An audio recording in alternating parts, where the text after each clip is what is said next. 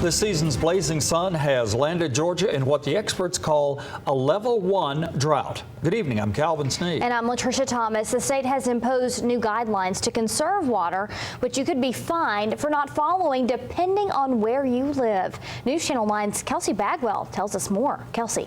Latricia, Calvin, water consumers in Georgia are urged to limit their usage. The guidelines outlined by the state are the same for all counties, but utilities can add their own rules on top of that. In some places, breaking them can result in a heavy fine.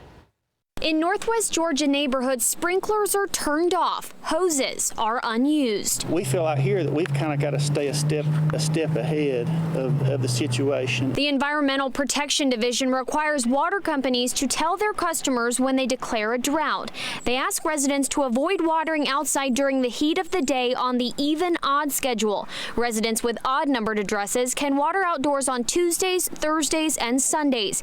Even-numbered addresses, Mondays, Wednesdays, and Saturdays. Right now, there is nothing that is really mandatory per se. It's just pretty much getting information out there for people to be mindful of the conditions. But in other parts of the state, like Dalton, the rules are mandatory. According to this online notice, Dalton Utilities customers could be fined $50 per violation if reported by neighbors.